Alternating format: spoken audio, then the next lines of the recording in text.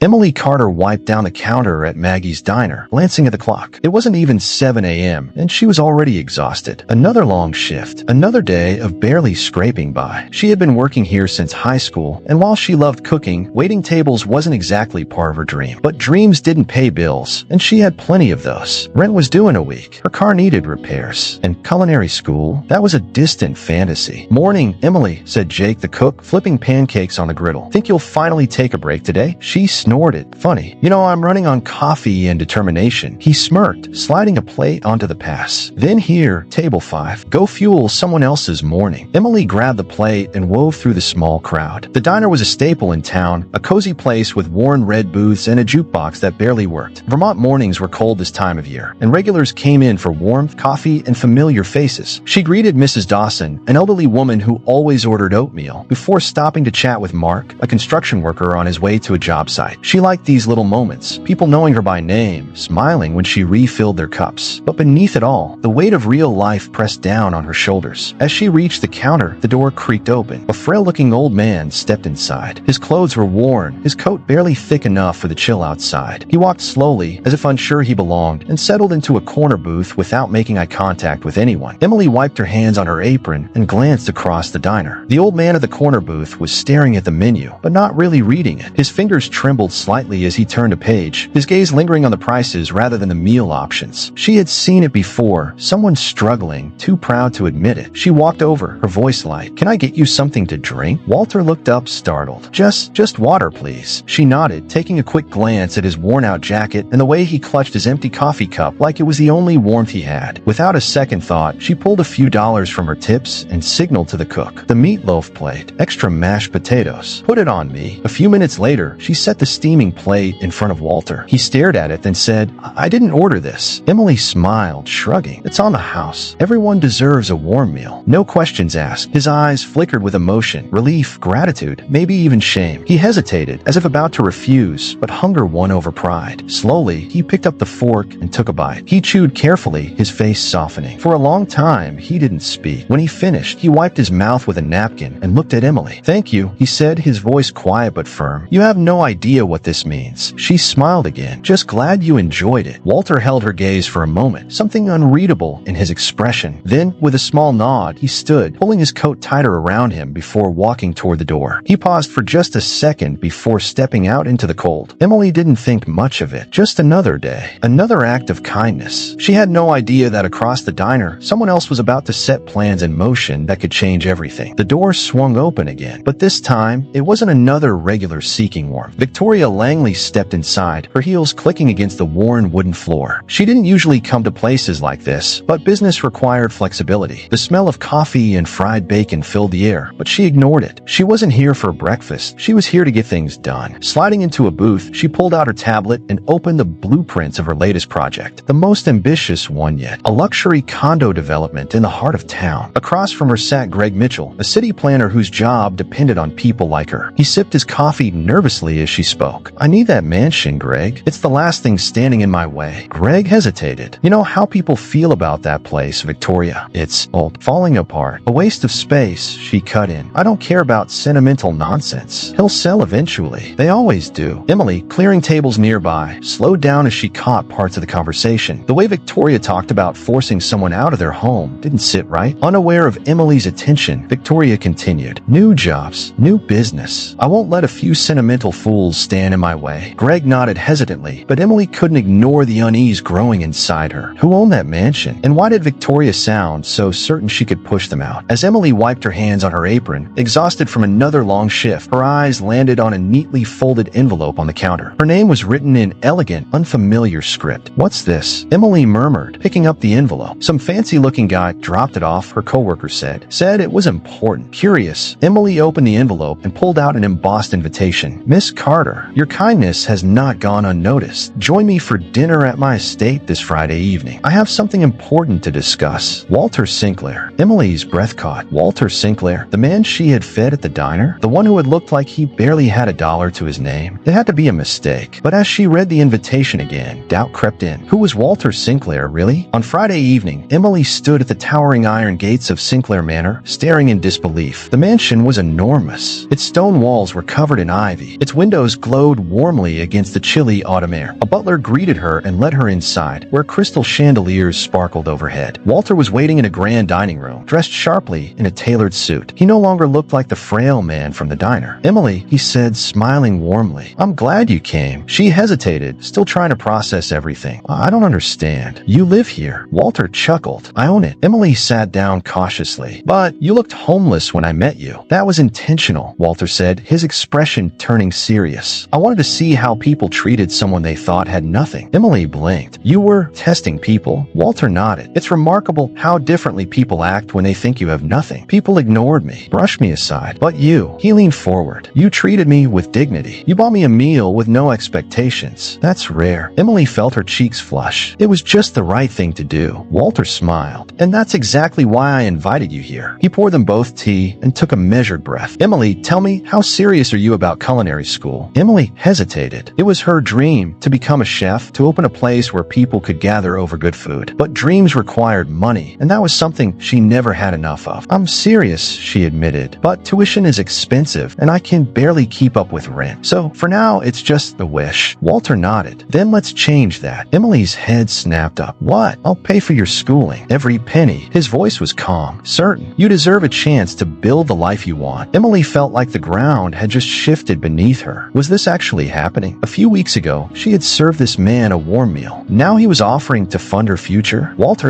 she searched for the right words. "That's too much. I can't accept something like that." "Yes, you can," he said simply, "and I want you to." Emily stared down at her hands, overwhelmed. Walter's smile faded, replaced by something more serious. "There's something else I need to tell you." She looked up, sensing a shift in air. "This house, this land, it's more than just property to me," Walter said. "It belonged to my father and his father before him. I've spent my life trying to protect it, to keep it a part of this town. But Victoria Langley has other plans." Emily stiffened at the name. Everyone in town knew Victoria. Powerful, ruthless, always looking for her next big development project. "She wants me to sell," Walter continued. "Says she'll turn the land into high-end condos and shopping centers. Something modern, something profitable." His voice dripped with disdain. "But I don't want that. I want this place to be something the community can use, a library, an art center, maybe even a culinary school." He gave her a pointed look. Emily felt her stomach twist. "But if you don't sell, she'll come after me in every way she can. She's already trying to push legal loopholes and pressure the town council." He exhaled. "And if she finds out I'm helping you, she won't like it." Emily swallowed hard. Walter leaned back, watching her carefully. "I won't force you into anything, Emily. But if you accept my help, you'll be part of this fight." A lump formed in Emily's throat. This was everything she had ever wanted. A chance to go to school, to follow her passion. But at what cost? If Victoria saw her as an obstacle, she wouldn't hesitate to make things difficult. Her mind raced. She could walk away, stay in her safe little world, and keep her job at the diner. Or she could take the risk, step into something bigger than herself. Walter gave her a knowing smile. "Take your time," he said. "But just remember, opportunities like this don't come around often." Emily nodded slowly, her heart pounding with uncertainty. She took a deep breath. "Then yes, I accept." Walter's face brightened. "Good. We'll get started right away." But the moment of warmth was short-lived. The doors swung open with a sharp creak. Victoria Langley strode in, her heels clicking against the polished floor. Her icy blue eyes locked onto Emily, and a smirk tugged at the corner of her lips. Well, I should have known." Her voice was smooth, cutting. The kind little waitress playing the long game. Emily's stomach tightened. "Excuse me?" Victoria glanced at Walter. "I was wondering why you suddenly refused my latest offer, Walter." "Now I see. You've been busy entertaining your new little project." "She's not a project," Walter said coolly. "She's a good person, something you wouldn't understand." Victoria scoffed. "Oh, come on. You're really giving your money to some diner girl? She bought you a meal, and suddenly she deserves a fortune." Emily clenched her fists, heat rising in her chest. "I never asked for anything from Walter. He made this choice because he believes in me, something you clearly don't understand." Victoria stepped closer, lowering her voice. "You don't belong in this world, Emily. Take your little charity handout and stay out of my way." Walter stood. "That's enough, Victoria. You can leave now." Victoria exhaled sharply, then leaned and toward Emily. "Be careful. When people like you get too close to power, they tend to get burned." She turned on her heel and stormed out. Emily exhaled, her hand shaking. Walter placed a reassuring hand on hers. "Don't let her get to you. You made the right choice." Emily looked at him, determination settling in her chest. She had spent her life watching doors close in her face. But today, for the first time, one had opened, and she wasn't going to let anyone shut it. The next day, Emily was refilling a coffee cup when she spotted Victoria Langley walking into the diner. The usual usual warmth of Maggie's seemed to shrink under her presence. Her sharp blue eyes locked onto Emily like a predator spotting prey. This wasn't a friendly visit. Emily Carter. Victoria's voice was smooth but laced with venom. We need to talk. Emily straightened her apron, steadying herself. If this is about Walter's mansion, oh, it absolutely is. Victoria cut her off, stepping closer. I know you accepted his offer. Very smart move. You play the part of a sweet, innocent girl, and suddenly a lonely old man wants to give you a golden ticket. Convenient, isn't it? Emily's stomach twisted, but she stood firm. That's not what happened. Walter made his decision on his own. Victoria scoffed. Oh, please. You think I don't see what's happening? He was moments away from selling that mansion to me, and then suddenly you appeared all wide-eyed and selfless. And just like that, he changes his mind. Emily clenched her fists. Walter isn't some fool you can push around. He wants to leave something meaningful behind. That's his choice. Victoria leaned in, lowering her voice. And I want to make sure you know the consequences of yours. Emily's heart pounded, but she refused to look away. You work here, don't you? Victoria's lips curled into a smirk. A small-town diner job. Not exactly a stable future, but I have influence, Emily. I make one phone call, and suddenly you'll find it very hard to get hired anywhere in this town. Anger flickered in Emily's chest. You'd really do that just because I won't help you bulldoze history. Victoria shrugged. This isn't about history. It's about power, and people who get in my way don't last long. Emily swallowed, the weight of the threat settling over her. Losing this job would mean losing the little security she had. Rent, bills, her dreams of culinary school. It would all slip through her fingers. Victoria saw the hesitation and smiled. Be smart, Emily. Walk away from Walter. Let him sell. No one will blame you. In fact, I'll make sure you land on your feet. I can be very generous to those who know when to stay quiet. Emily's pulse thundered in her ears. Every logical part of her screamed to take the easy way out. But then she thought of Walter, his tired eyes, the weight of loneliness he carried, the gratitude in his voice when she had simply offered him a meal. She wasn't about to betray that. Emily lifted her chin. I won't do it. Victoria's expression darkened. You really want to throw your life away over this? Emily's voice was steady. If standing by what's right means losing a job, then so be it. Victoria stared at her for a long moment, lips pressing into a thin line. Then, with a slow, amused shake of her head, she turned on her heel. You just made the biggest mistake of your life, she murmured before striding out the door. Emily let out a breath she hadn't realized she was holding. Her hands trembled, but her resolve didn't waver. Victoria had power, but she wasn't the only one, and Emily wasn't backing down. The town hall meeting. The town hall buzzed with tension as residents packed into the old meeting room. Some leaned forward in their seats, eager for resolution, while others exchanged wary glances. The fate of Walter Sinclair's mansion and the soul of their small town hung in the balance. Victoria Langley stood tall at the front, dressed in a sleek black suit that screamed authority. She gestured to the glossy architectural plans behind her, depicting luxury condominiums with rooftop lounges and private gyms. This project, she declared, her voice smooth as glass, will bring jobs, boost property values, and modernize our town. Do we really want to cling to the past when we have the opportunity to move forward? Murmurs rippled through the crowd, some in agreement, others skeptical. Then Walter stepped forward, his cane tapping softly against the wooden floor. Though his voice was aged, it carried weight. This town was built on more than profit, he said, surveying the room. We built it on community, on people looking out for one another. If we trade that for glass towers and gated spaces, we lose what makes this place home. Some nodded, but hesitation still lingered in the air. Victoria smirked, sensing uncertainty. That's when Emily stood. At first, her voice was quiet. I know what it's like to struggle, she said, to feel like you don't matter because you don't have money or power. But I also know what it's like to be shown kindness when you least expect it. She turned toward Walter, her throat tightening. Weeks ago, I bought a meal for a man who seemed to have nothing. I didn't do it for recognition. I did it because it was the right thing to do. Her gaze swept across the crowd, and that man turned out to be Walter Sinclair, a man who has given this town everything, and all he's asking is to leave behind something meaningful. The room fell silent. Then she took a deep breath. This isn't just about a building, she continued, her voice steady now. It's about what we stand for. Are we a town that only cares about profits? Or are we a place where people matter? A hush settled over the room. Then, one by one, people started to clap. It grew louder. Some stood. Others nodded in agreement. The tide had shifted. Victoria's expression hardened. She stepped forward, lips pressed into a thin line. So, you'd rather keep an old, decaying mansion instead of building a future, she snapped. Walter met her gaze evenly. No, Victoria. We'd rather keep our town's heart intact. The mayor cleared his throat, all in favor of preserving the Sinclair estate as a community center, and shot up across the room. The decision was made. Walter had one. Victoria stood still for a moment, her jaw tightening. Then, without another word, she gathered her papers and stormed out. The moment she disappeared, Walter turned to Emily. Come with me, he said. She She followed him outside, where the crisp autumn air felt lighter than it had in weeks. Walter reached into his coat and handed her an envelope. Emily frowned. What's this? A scholarship. Fully paid tuition to the best culinary school in the country. Her heart nearly stopped. Walter,